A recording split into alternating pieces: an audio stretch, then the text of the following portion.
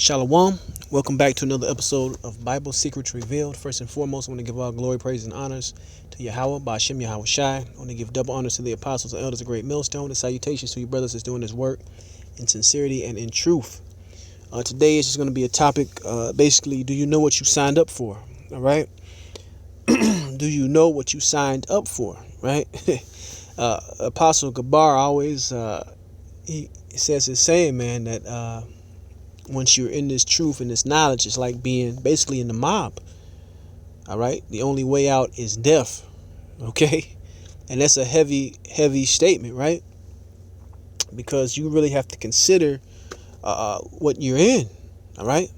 When you understand this knowledge and Yahweh Shem Yahweh Shai put that spirit on you to come into this thing first and foremost, right? And you're not forcing yourself into doing this, or you're only doing it because people around you are doing it.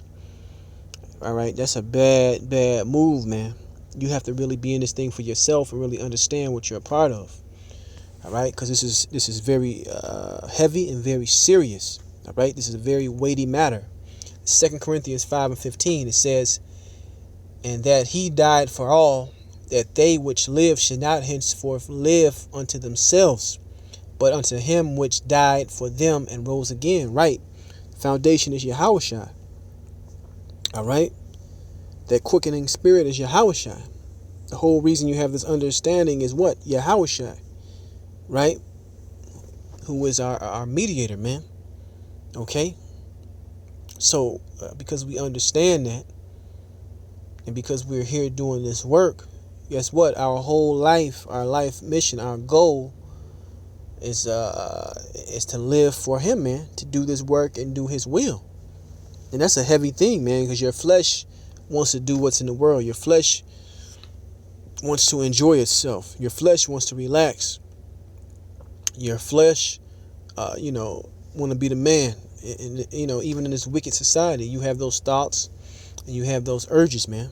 But you have to realize what you're a part of, and you have to realize what you signed up for. All right?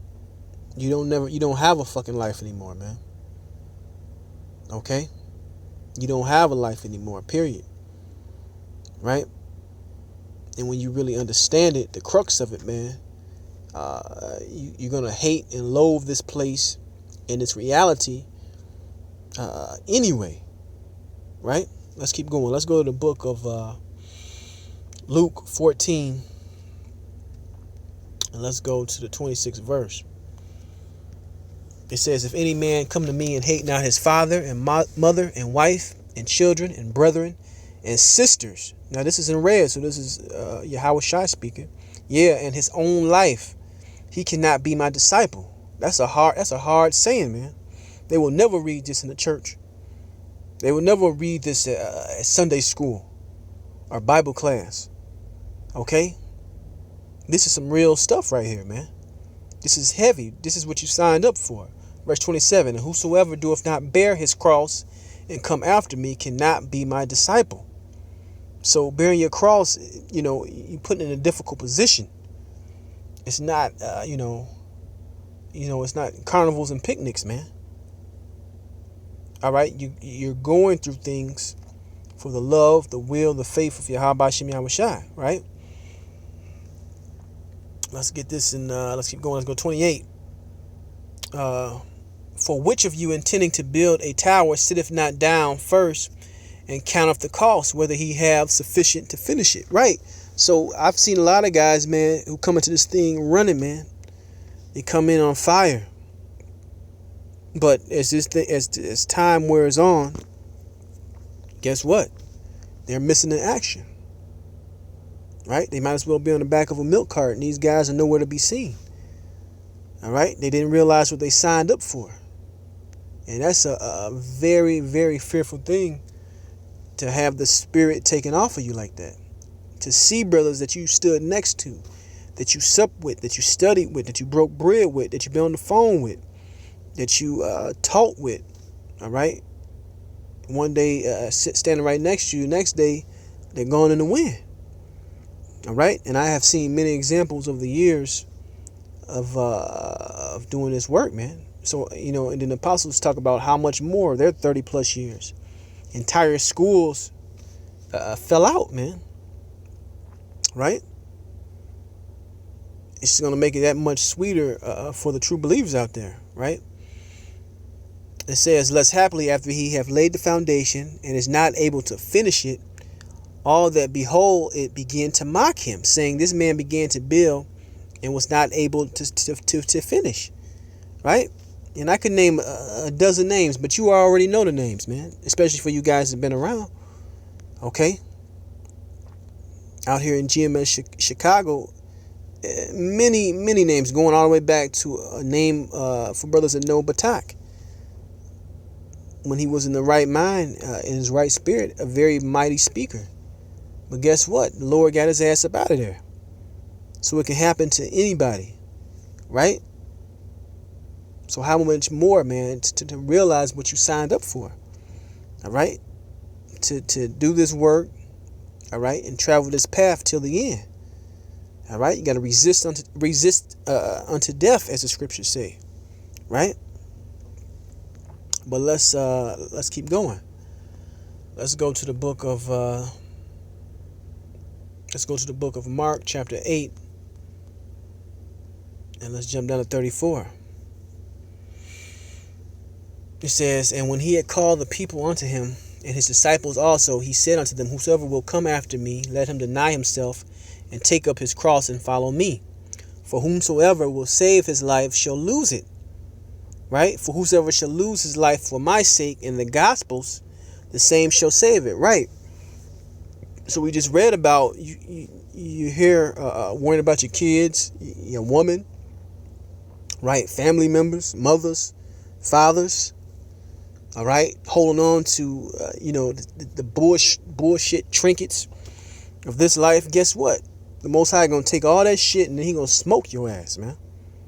But if you do this work directly and correctly, as my brother Uriah always says, Elder Uriah always says, guess what? You're going to get that, and you're going to get everything else added onto you, man. Okay? 1,000-fold, so to speak. But if you do this work, you teach this gospel, right? You're going to be saved, man. You're going to have that protection. Verse 36, for what shall it profit a man if he shall gain the whole world and lose his own soul? Or what shall a man give in exchange for his soul, right?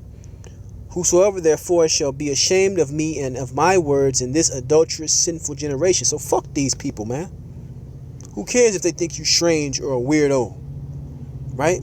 The scriptures talk about not loving the world, telling you that the world lieth in wickedness.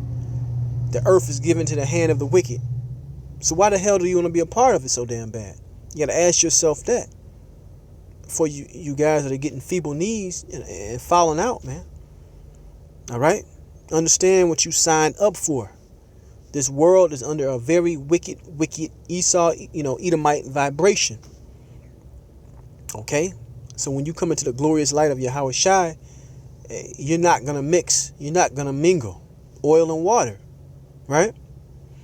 It says, whoever therefore shall be ashamed of me and my words in this adulterous and sinful generation, of him also the Son of Man be ashamed when he cometh in the glory of his Father and with the holy angels. Right? When the Lord comes back in those chariots, guess who's not going to be beamed up, man?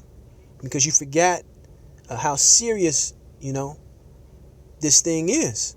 All right? This is what you signed up for, man. Okay? To be mocked, man. All right? To be, off-putted. To be looked at and scowled at, man. All right? But it's okay, man. This is how we got to take it. This is our cross we have to bear. All right? To have family talk shit about you, man, or look at you strangely. Right? Because you don't run to the same course or riots like it tells you in Peter as the rest of this world. In fact, I'm going to get it, man. I'm going to just get it. I believe it's actually it's 1 Peter. 1 Peter 4. It says, 1 Peter 4:4, wherein they think it strange that ye run not with them to the same excess of riot, right? Speaking evil of you, right? Because you want to do the right thing, because you want to serve Yahweh Shem Yahweh Shai. All right? You're the bad guy. You're the bad guy by wanting to do the right thing according to the scriptures. All right? That's just what it is. Right? Now let's get let's get this in the Apocrypha. Ecclesiasticus chapter 2, right? Start at the first verse. It says, "My son, if thou come to serve the Lord, prepare thy soul for temptation, set thy heart aright, and constantly endure. And make not haste in the time of trouble." Because, right, it's going to be trouble serving the Lord. It's going to be temptation. It's going to be heartache, pain, and suffering. Hey, that's a guarantee. But I guess on the flip side, if you do these things and you go through that fire and you get refined, you're going to come out glorious, man. Right? Verse 3. "Cleave unto him and depart not away, and thou mayest be increased in thy last end." Right? Exactly. Increase in thy latter end. Verse 4. "Whatsoever is brought upon thee, take cheerfully, and be patient when thou art changed to a low estate. For gold is tried in the fire, and acceptable man in the furnace of adversity." So adversity is what we're going through, man. All right? Like I said, this is what you signed up for. Know what you signed up for. Signed up for adversity, man. You signed up to be put through the ringer when you do this work. But that's enough on this lesson. I hope it was edifying to some individuals, and I want to say shalom the next time.